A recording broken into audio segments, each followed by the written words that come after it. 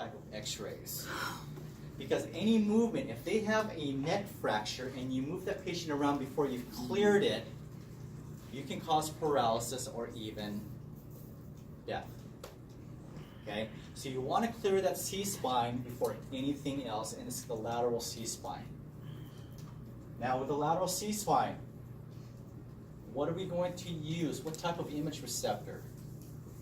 What are we going to use as an accessory to that image receptor? Grid. We're going to use a grid. Do you guys use grids for your DR detectors? Only what? Only your portables. Okay. Which are CR in our case. Okay. All right. So we need a grid. What's the purpose of the grid? What is the purpose of the grid? To reduce the scatter. Reduce scatter. Why do we want to reduce scatter? Increase detail. Detail, okay? When you have scatter radiation, especially with this, when you have scatter radiation, you're going to have increased densities. Yes, the computer fixes it, but it's still going to look a little gray, okay? And because you have that added density, scatter radiation is also going to remove resolution and detail. Okay? So now without a grid, you have increased density, long scale contrast, you lose resolution, which is important. If there's a hairline fracture, we've missed it. That's why a grid is important. Okay? So we're going to place the grid. Okay? It's going to be up against their shoulder. Okay? It's going to be up against their shoulder. It's not going to be like this. Okay? We're still going to have some OID. We don't do this because if we do this, what are we missing? T1. We're missing all this. We're missing C6, 7, T1. So we do it like this. Okay? So your gridded cassette is going to line up with your central ray. First of all, where's your central ray going to be? C4? C4, thyroid cartilage. Okay? So you line it up to the level of C4, then you match your cassette to your central ray. Okay, line them up. Okay? Are we going to remove the collar? No. It's in the way. Let's just remove it. Well, we can after this is done and radiologist permits us. Okay, I thought you were going to say something different. Yes, so we can't remove it until it's cleared. But we keep everything on, okay? So do not remove the collar, okay, until we have cleared. So, again here, no neck manipulation. Don't be adjusting the hip. Don't do anything, okay? 72 inches because we still have OID. We have our patient take a deep breath in and we blow it out. But this is what I've also did with my patient. I said, if you can stick out your chest, that'll help. Because they stick out their chest and also their shoulders come back when they're trying to stick their chest out when they're laying down. Guess what they're doing? They're getting it out of the way. So it helps to relax, bring the shoulders back. Okay? And so hopefully we can get C7 all the way down to T1. Okay? And I hate this picture because people who get in traffic accidents, they don't look skinny like her. This is perfect. I mean, this is textbook, but the patients that we get, they're come in all different sizes. If I shot her, I would get a perfect C-spine all the time. But unfortunately, our patients are not like that. They have various body habitus. I have a question. So normally, like she's injured, but normally we usually would prop the anatomy, right? Because of the divergence of the beam, so it doesn't get. We can't prop them. So how? I know here we can't, obviously, but how do we deal with that? Is there any risk of it being pushed down too much? Even when she's laying down, her neck is not completely touching the bottom of the table. Okay, so it won't be cut off. It's still propped up, so to speak. Mm-hmm. Because Okay. look. Yeah, head. Look, Okay. Yeah, when you lay down, look at my neck. Mm-hmm. There's still some space in between. So I understand what you're saying about the divergence. No, we don't need to prop it up. Okay, cool. Don't prop it up. Please don't. You look like you know I would. Yeah. Collimate to the area of interest. We don't have to open up our field light to to the entire grid, just open it up to the neck, okay? All right, so we have them relax, shoulders down.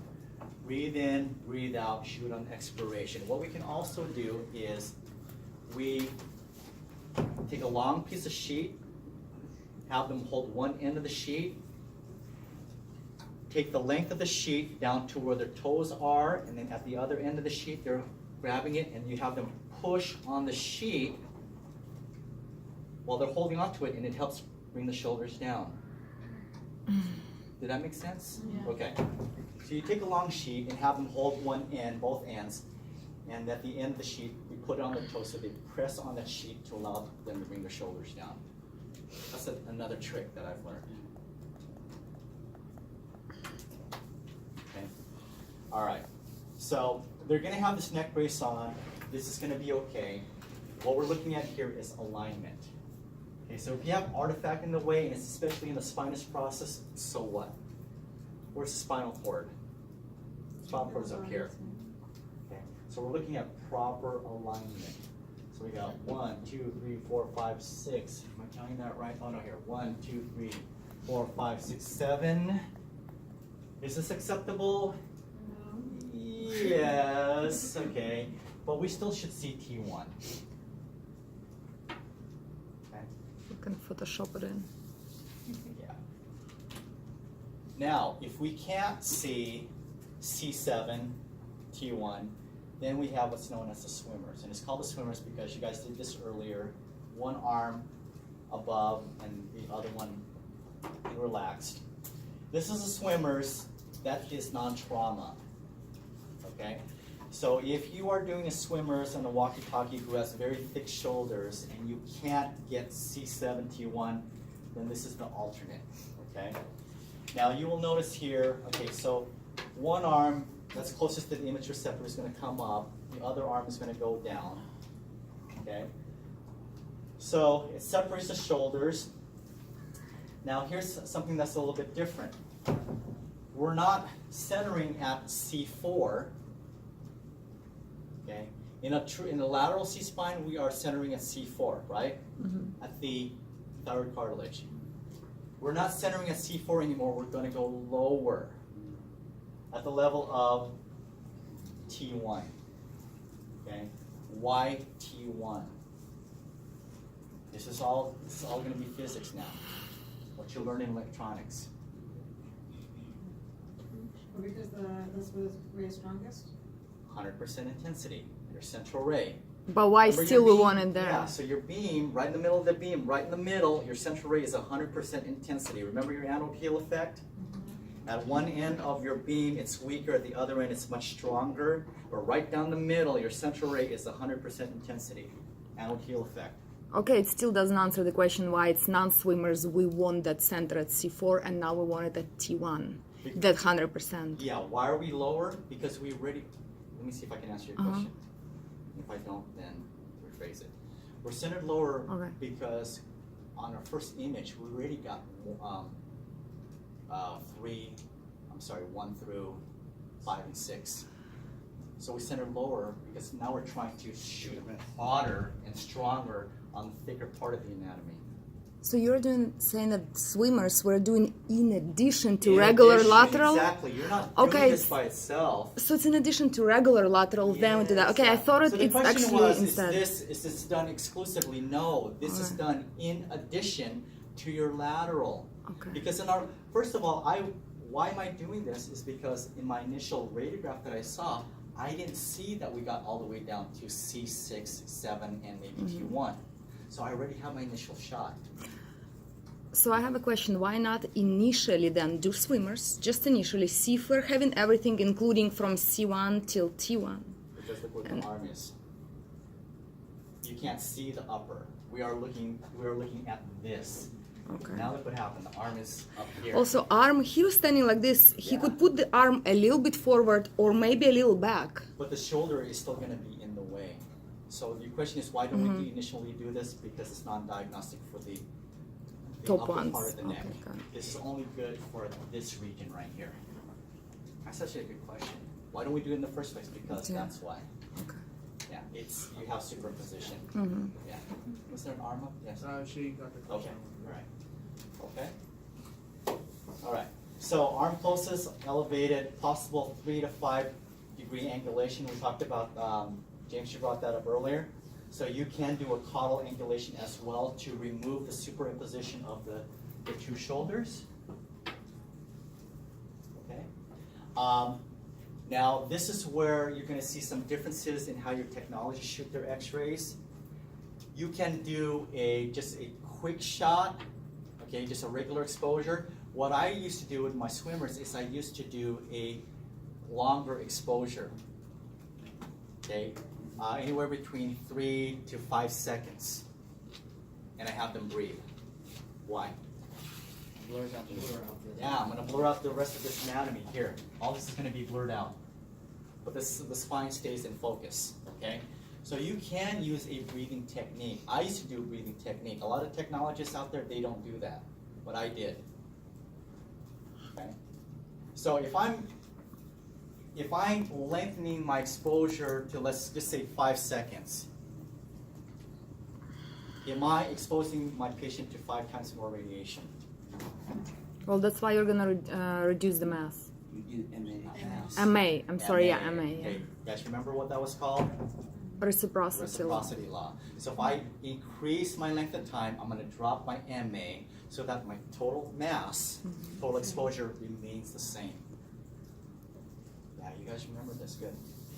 So breathing technique, you may use it, okay? So C4 to T3, wow, we're all the way down to T3. C4 to T3 is going to be clearly demonstrated. Humeral heads are separated when you have optimal exposure here. Now, can I also do the swimmers if it was trauma? If they were traumatic? Probably not. You can't. Because what if I can't get C5 6 on this?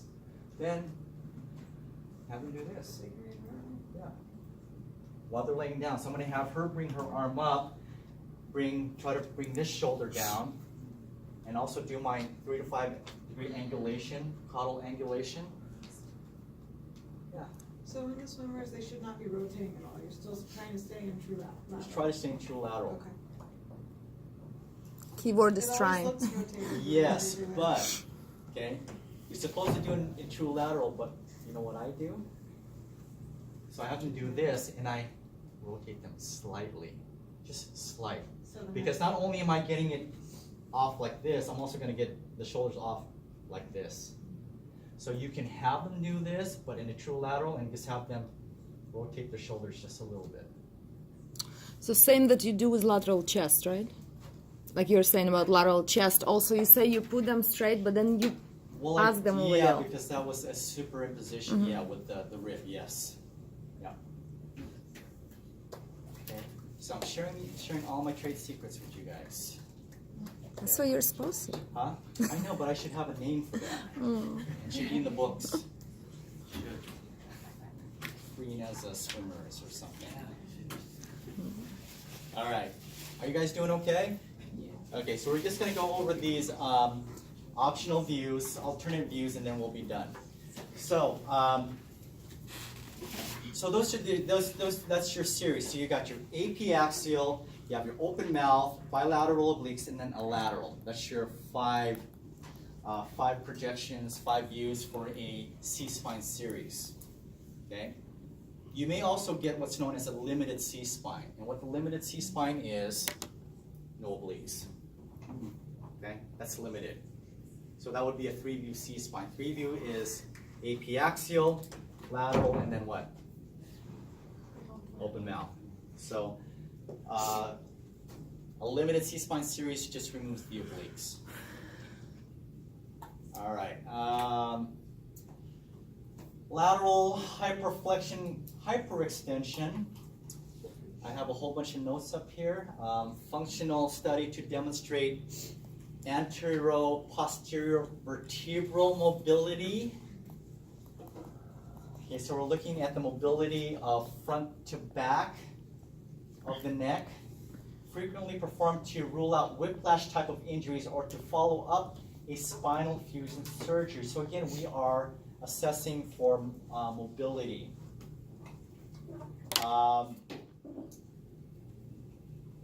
Now, keep shoulders stable, collimate to the size of the image receptor. So what they're saying here is you're no longer collimating to the neck because you're going to open it up a little bit more because now the neck is going this way, so we need more space.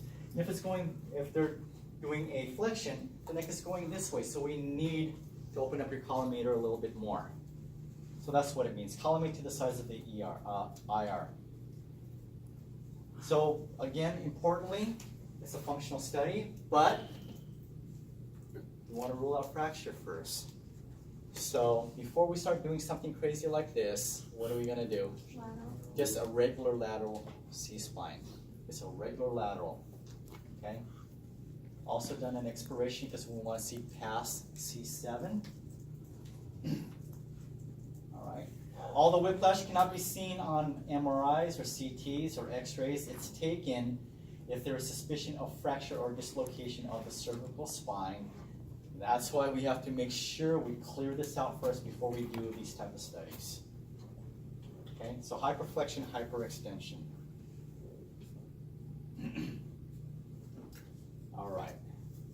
Any questions? So here's the other thing too. Your lateral C-spine has always been at the level of C4, your thyroid cartilage. So you center in the true lateral first, okay, and then you have them do this and you have them do that.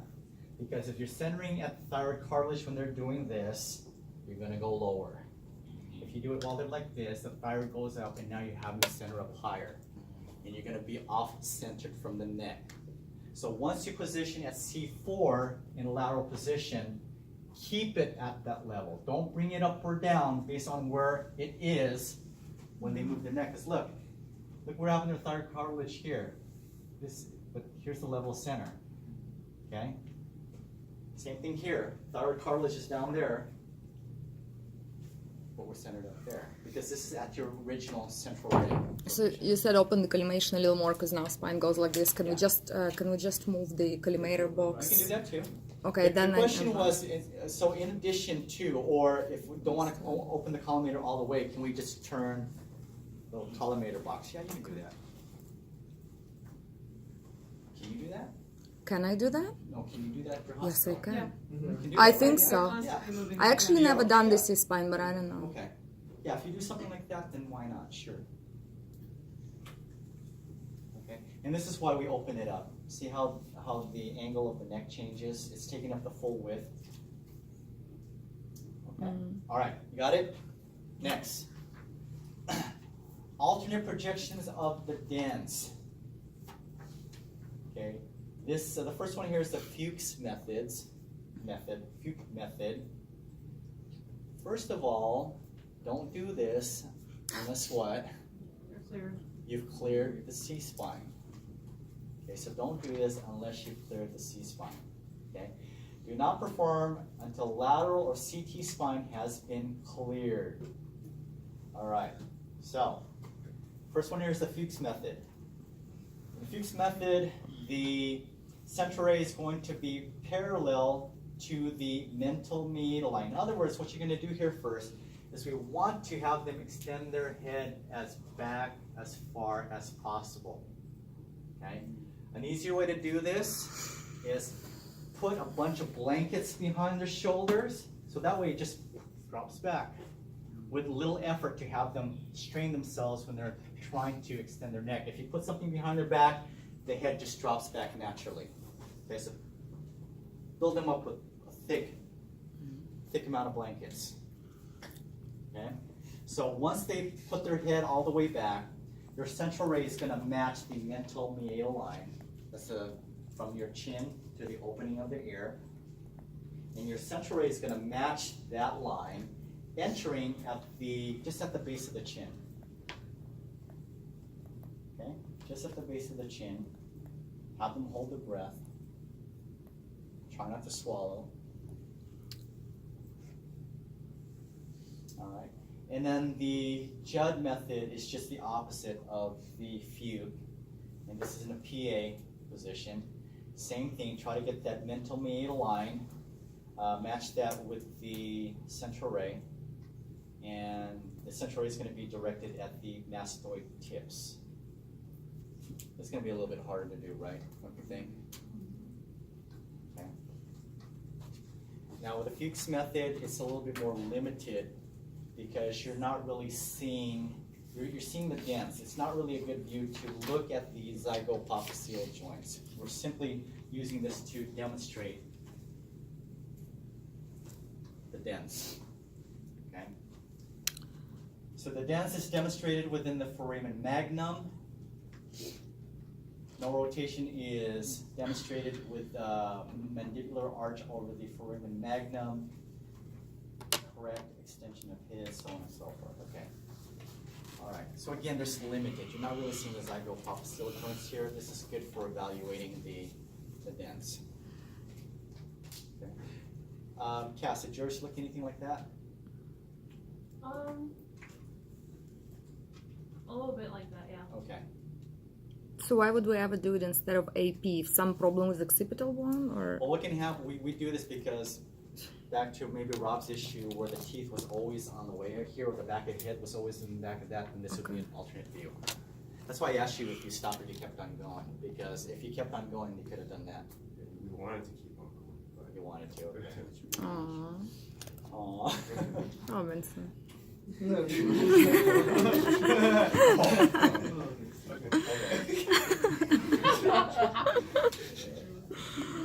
Now this looks a little bit funny, but I've done this and I don't know why this isn't part of a regular study, but they should do this. It's called the wagging jaw. Okay, so what we're going to do here is you line it up the same way as you would an open mouth odontoid. You can line up the incisors in the back of the head so that it's perpendicular with the image receptor. And once you do that, then you have them just open and close their mouth. Is this what we call a breathing technique? So we're going to have a long exposure time because now we want to have motion come into play. So we're going to, it says here suspend respiration, okay? But we're also going to be doing a longer exposure time while the mouth is moving. And so when this happens, this is actually a real bad picture, but in your text, you will see that you will see all the way from C1 all the way down to T1, T2 to T3. All the way from top to bottom, and there's nothing in the path of C1 and C2. If you look in your book, it's a perfect shot. Can you demonstrate us how she's doing it? No, I can't do it. I'm not drunk yet. And if we say please, no, like I mean, how fast it needs to be done to create. It doesn't matter how quickly they move it because the longer the exposure time, the more blurriness that you. Because if it's slowly, and I catch it just as she closed it. That's why you don't want to do a short exposure time. That's why you want to do it at least 3 seconds. Oh, okay, Yeah. to catch it in case if Catch she it, just. exactly. Exactly. Yeah, so again, look in your book. It gives you a great demonstration all the way from top to the middle of your chest. It's, again, I don't know why they just don't make this a regular view. But it's an optional view. All right, we're done, guys. So here, let's just do it quick. Identify the most obvious repeatable error on radiograph B. That's probably what yours was looking at, right? Okay. So that's the back of the head on top of the dents.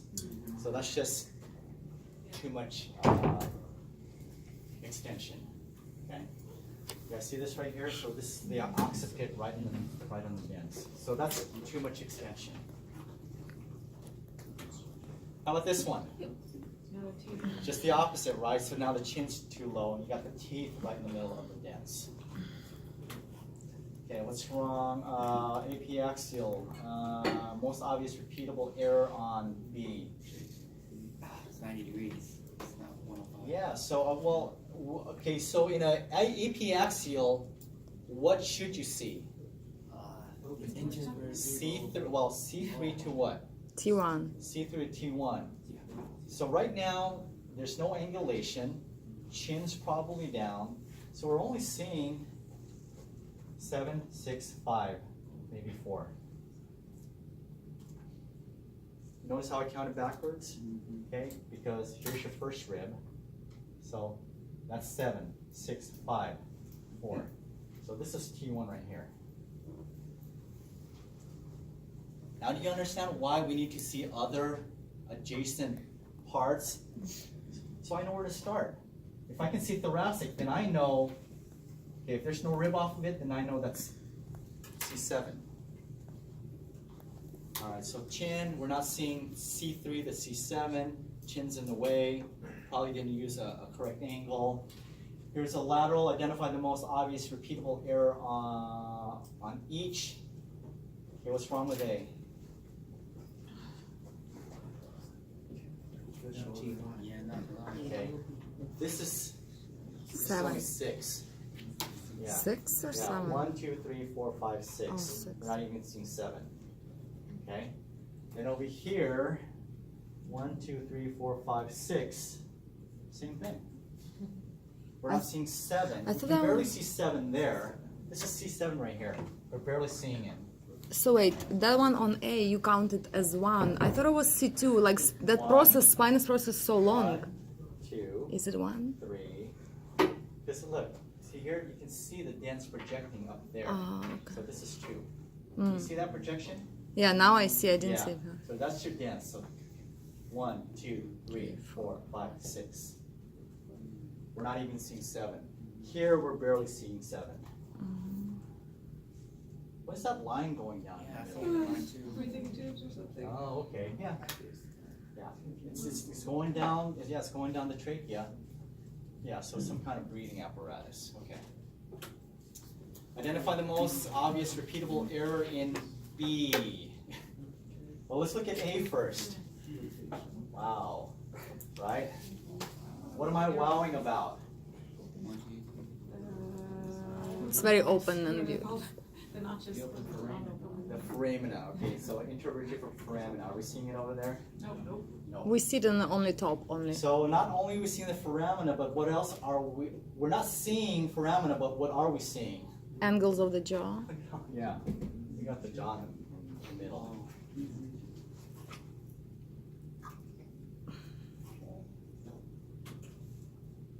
Oh, that's just bad altogether. Okay, you guys get the idea? Yes. All right. All right, guys. I will see you back. Do you have any questions? Okay, I will see you guys back here at 3:30.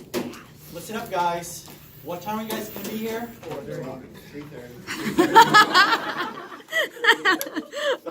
3:30.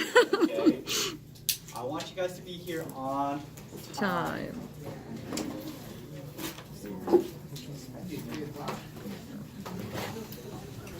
Yeah, we can't do anything until Mr. B gets here. Yes.